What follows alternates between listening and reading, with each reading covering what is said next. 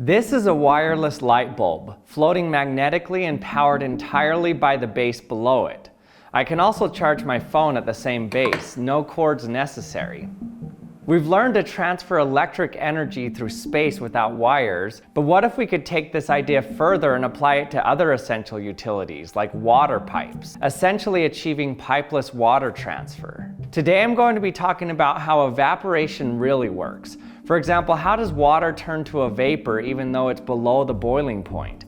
And how can this fact be used to obtain water in places that don't have access to water? This whole idea started when I heard about a new mopping robot called the 3i S10 Ultra. They claimed you never have to refill the water for the robot. The base station just pulls the water it needs from the air in the room and uses that water to mop. It also boils off the used dirty water, so you never even need to empty it. It's literally a pipeless water station. 3i sponsored this video and sent me one of their robots so I could test it out and also talk about some of the science behind it. This is hot water. You can see that there's a ton of steam condensing and just pouring off the hot water. When water gets hot, you can expect a column of water droplets rising into the air above it. No surprise there. With this in mind, let me introduce you to a question that I was given in one of my freshman classes as a chemical engineer, and see if you can get it right. The question is this: I have a piston filled with pure water and I start heating it up. Now you're supposed to draw a graph of the percentage of water as vapor versus the percentage of water as liquid as the temperature of the water increases. So the question is, what should it look like? Should it look something like this? As the water heats up, there's more and more vapor until it reaches the boiling point, then it all turns to water vapor. Well, before I tell you the answer, let's see what happens. I can mimic this scenario using a syringe here with one end plugged. So I have some cold water in a syringe here at 75 degrees Fahrenheit. Okay, now I'll put it in the microwave for a bit.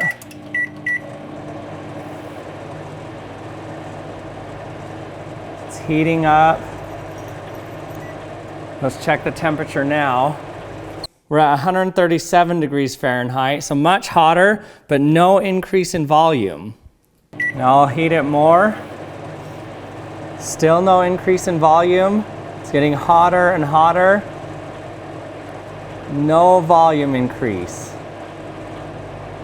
Until suddenly it's going to reach a point.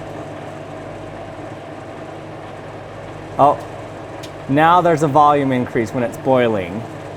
Well, surprisingly, there's no water vapor forming until suddenly we hit the boiling point and then the syringe expands. If we had a big enough syringe, then the temperature of the water would stay the same until all the water had boiled. So that means that our graph shouldn't look like this.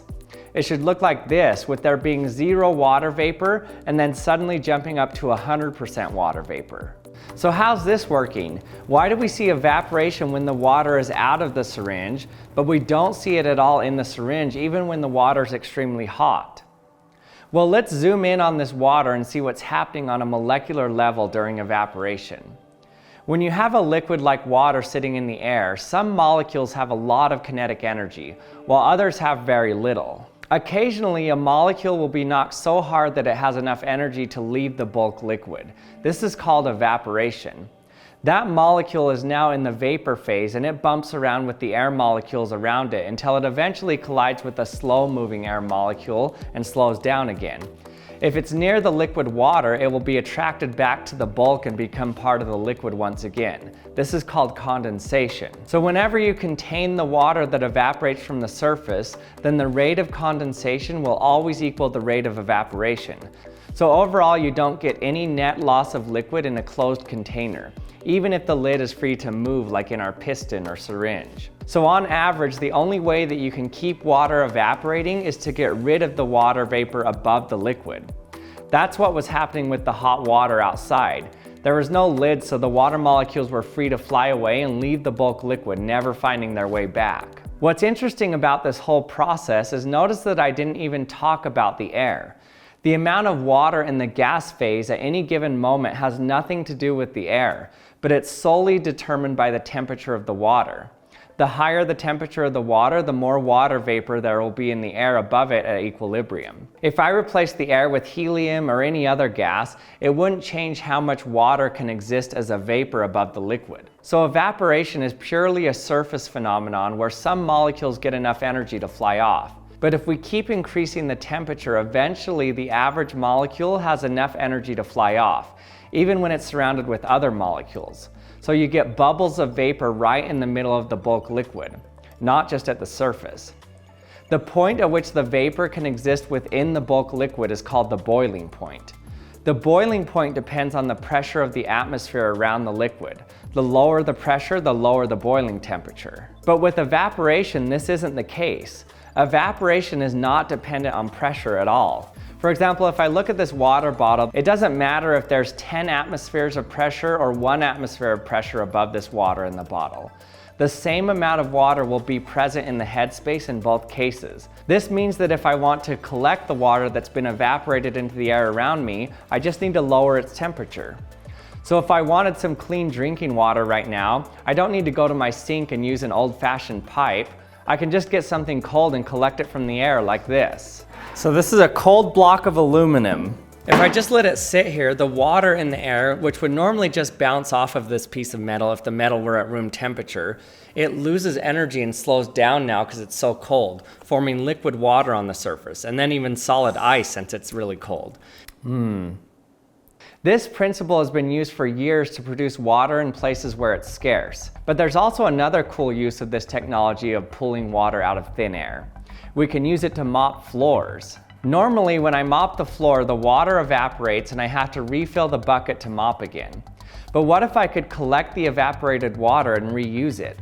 I'd have an endless water supply and never need to refill the bucket. And that's exactly what the 3i S10 Ultra, a floor washing robot vacuum, does. This is actually the world's first water recycling system for a vacuum. It continually sucks in air from the room and passes it over cooled coils to condense the water from the air, keeping its tank full. So I've had this vacuum for almost a month now and I've literally never refilled it. You only have to clean it around every 60 days. You can see the water condenses from the air and drips back into the tank, replenishing it. And what's even more cool about this is you don't need to drain the wastewater either. The S10 Ultra's sub-boiling distillation technology boils off the water, separates the solid waste, and then deposits the solids into the vacuum bag and condenses the water back into the clean tank. So the water in the clean tank is always pure and clean. So this robot station is impressive for this technology alone, but the robot vacuum itself works exceptionally well. So as it's cleaning, you can see this green light here. This is called the dirt scan. This advanced system uses green light technology which illuminates liquid stains, dust, and other debris, creating distinct light patterns. These patterns are captured by the robot's high-precision camera, which with an AI-powered deep learning algorithm identifies up to 68 types of dirt and common objects. When it comes to dust, the system automatically increases suction power to ensure consistent and thorough cleaning, especially when large amounts of dust and hair are detected. When it senses liquid messes, it lowers water flow and slows down to ensure it absorbs every drop before resuming cleaning. I also love that it cleans the edges effectively with the Ultra Reach roller mop. Using this Ultra Reach technology, the roller mop extends to cover every edge and corner, boosting cleaning coverage by 95%. At up to 330 RPM, the mop handles even the most stubborn stains with powerful precision. The self-cleaning roller mop is designed for smudge-free, spotless floors.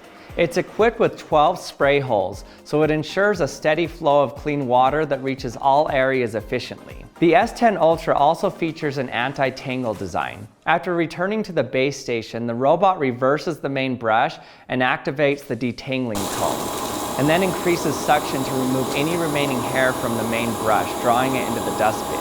Also, the app for the S10 is fantastic as well. It's super easy to use. The first time you use it, the robot maps your house quickly using LiDAR technology. And then from there, you can command it via voice or the app to clean specific areas. So thanks to 3i for sending me their S10 Ultra. If you want to check out their amazing mopping robot that pulls clean water from the air, you can click the link in my description. And thanks for watching another episode of the Action Lab. I hope you learned something. If you haven't subscribed yet, remember to hit that subscribe button, and we'll see you next time.